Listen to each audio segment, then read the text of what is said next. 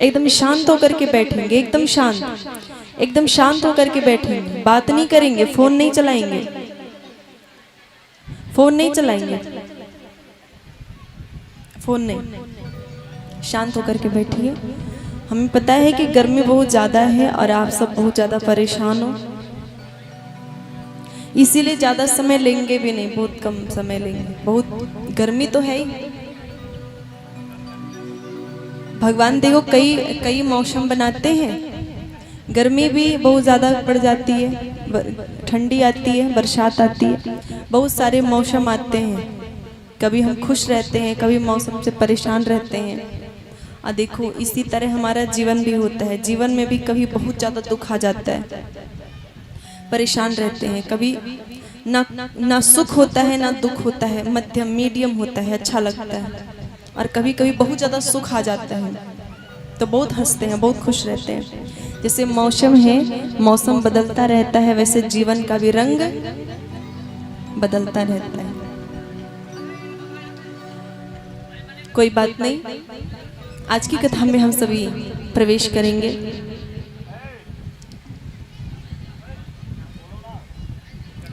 कल की कथा कहाँ पे विराम हुई थी?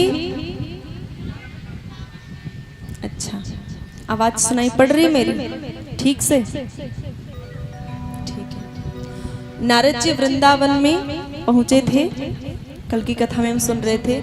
तो हर जगह से वो खुश नहीं थे, हर जगह देखा उन्हें पसंद नहीं आया।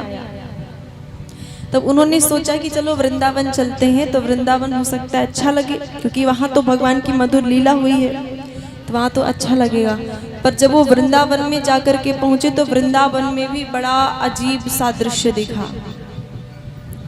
एक जगह उन्होंने देखा कि यमुना नदी के तट पर एक वृद्ध माता है और उनके गोद में दो वृद्ध लेटे हुए हैं। एक माता जी हैं, 20 बरस की हैं, वो युवती बड़ी सुंदर सी एक नारी है जो बैठी है और उसके गोद में दो वृद्ध लेटे हुए हैं, बूढ़े। तब जाकर के नारद जी ने पूछा कि ये वृद्ध लेटे हुए नहीं थे, वो अचेत थे, बेहोश थे, और जिन युवती के गोद में सिर रख करके वो लेटे हुए थे, वो युवती वो रो रही थी। तब पूछा उन्होंने कि आप क्यों रो रही हैं और ये कौन है? तब उन्होंने कहा कि ये जो मेरे गोद में लेटे हुए हैं ये दोनों मेरे बेटे हैं, मेरे पुत्र हैं। तब नारद जी हैरान हो गए। उन्होंने कहा कि माता जी, आप माता जी हो, ये बेटे हैं, तो बेटे 90 बरस के हैं और आप माता जी हो, आप 20 बरस की हो, ऐसा कैसे? 20 बरस की माता जी और 90 बरस के पुत्र। आप अपने बारे में विस्तार से बताओ कि आप कौन हो। तब उन्होंने कहा कि मेरा नाम है भक्ति देवी और ये जो मेरी गोद में लेटे हुए हैं, दो अचेत पड़े हुए हैं, ये हैं एक ज्ञान और दूसरे वैराग्य।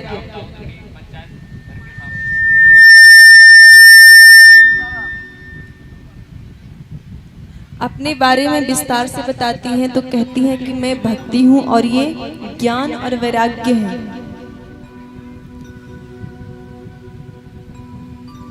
भक्ति देवी कहती हैं कि मैं जगह जगह से भ्रमण करते करते, घूमते घूमते वृंदावन में आकर के पहुंची, तो हर जगह अधर्मियों से परेशान हुई, मैं आताताइयों से परेशान हुई। पर जब वृंदावन में आकर के पहुंची तो वृंदावन में तो मैं युवा हो गई, लेकिन मेरे पुत्र ज्ञान और वैराग्य अचेत हो गए। इसका कारण क्या है? बोले वृंदावन में भक्ति तो बहुत है पर ज्ञान वैराग्य की कमी है। उसी प्रकार हमारा जो हृदय है, हमारा हृदय भी वृंदावन है और इस वृंदावन रूपी हृदय में भक्ति तो खूब है पर ज्ञान वैराग्य की कमी है, ज्ञान वैराग्य नहीं है। और जब हृदय में ज्ञान की कमी होती है तो क्या होता है? बोले कि आज का व्यक्ति भक्ति खूब करता है फिर भी दुखी है। वो इसलिए दुखी है क्योंकि ज्ञान नहीं है। भक्ति मार्ग में रह के भी व्यक्ति इसलिए दुखी है क्योंकि ज्ञान नहीं है। ज्ञान की कमी है, और ज्ञान की कमी होती है तो क्या होता है, बोले कि एक बार एक व्यक्ति था जो ठाकुर जी की खूब पूजा करता था, कृष्ण जी की खूब पूजा करता था। और तभी एक व्यक्ति एक आता है उसके पास और वो पूछता है कि आप कितने वर्ष से पूजा कर रहे हो। वो कहता है कि मैं 7-8 साल हो गया और ठाकुर जी की पूजा करता हूँ। तब उस व्यक्ति ने कहा, ठाकुर जी की पूजा 7-8 वर्ष से कर रहे हो तो क्या आज तक कुछ मिला, ठाकुर जी ने आज तक कुछ दिया? तो उसने बोला, नहीं आज तक कुछ दिया तो नहीं। तब बोला कि तुम्हारा घर वर बना? बोले नहीं, घर तो वैसे का वैसा ही है। तब उस व्यक्ति ने कहा, जब ठाकुर जी की पूजा कर रहे हो और वो तुम्हारा घर भी आज तक नहीं बना, इसका मतलब ये है कि तुमने गलत भगवान को पकड़ा हुआ है। भगवान बदल लो, तुम शंकर जी को मानो, क्योंकि शंकर जी देखो रावण पे प्रसन्न हो गए तो लंका दे दी। तो ठाकुर जी छोटे से घर में राजी रहते हैं, ये भगवान ठीक नहीं, शंकर जी को मानो वो बड़ा घर दे देंगे। अब ये व्यक्ति जो 7-8 वर्ष से भगवान कृष्ण की पूजा करता था, उसके मन में अब शंका आ गई और उसने ठाकुर जी की भक्ति छोड़ दी। ठाकुर जी की भक्ति को छोड़ दिया और दूसरे भगवान को पकड़ लिया। ये क्यों हुआ? क्योंकि ज्ञान की कमी थी। ज्ञान की कमी के कारण व्यक्ति क्या करता है, भगवान की खूब पूजा करता है, भगवान की खूब पूजा करता है, लेकिन अच्छा सा घर बनवा लेता है तो घर के बाहर एक टायर लटका देता है, काला काला राक्षस का मुंह लटका देता है।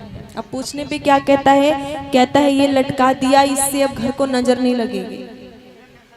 शायद आपको भगवान पे विश्वास नहीं था, इसलिए आपको टायर की जरूरत पड़ी। आपको भगवान पर विश्वास नहीं था, आपने ठाकुर जी पर विश्वास नहीं था, शायद इसलिए आपको तमाम प्रकार के मौलवी और इन लोगों का काम पड़ता है, उनके दर पे जाते हो। अपने भगवान पर शायद विश्वास नहीं है, इसलिए कहीं भी पेड़ देखते हो, उसके नीचे लाल कपड़ा देखते हो, मन्नत मांगने पहुंच जाते हो कि ये पूरा कर दो, मैं ये करूंगा। ये सब क्यों है? क्योंकि आपके अपने जो इष्ट हैं, भगवान है, उन पे विश्वास नहीं है। ज्ञान की कमी के कारण हमें भगवान सच नहीं दिखाई पड़ते, विश्वास नहीं होता। ये ज्ञान की कमी के कारण होता है, ये है ज्ञान की कमी।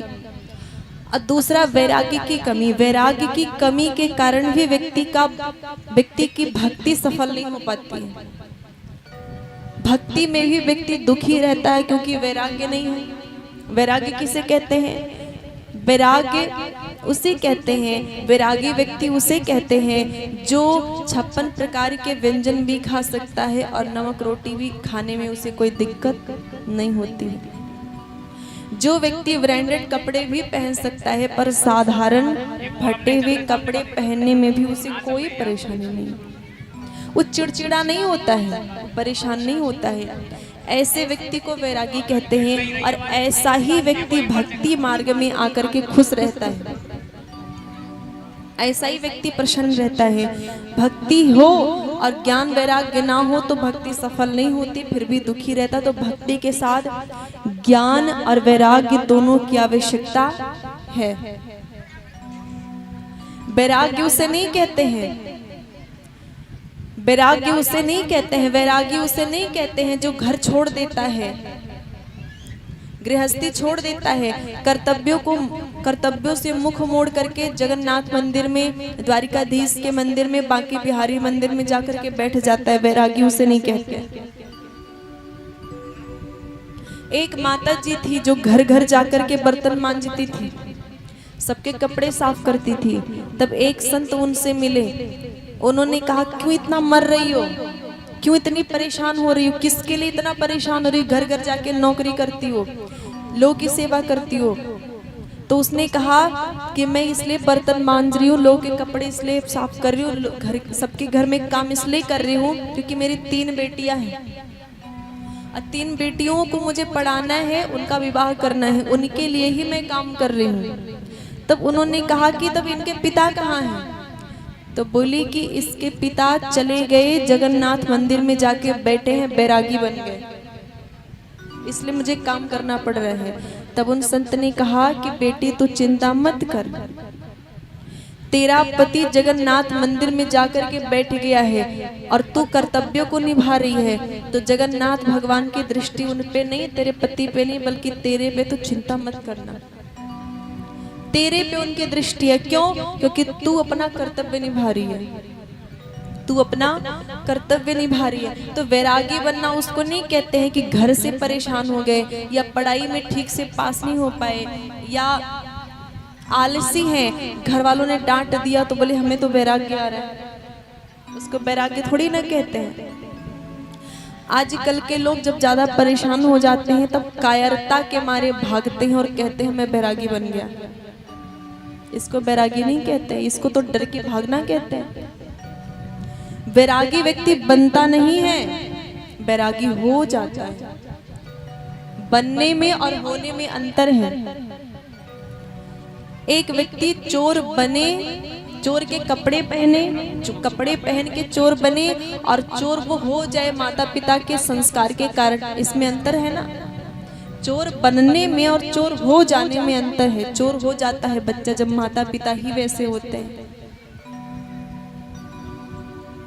तो वैरागी बना नहीं जाता, बल्कि व्यक्ति वैरागी हो जाता है। रंग छोड़े नहीं जाते हैं, बल्कि रंग अपने आप छूट जाते हैं।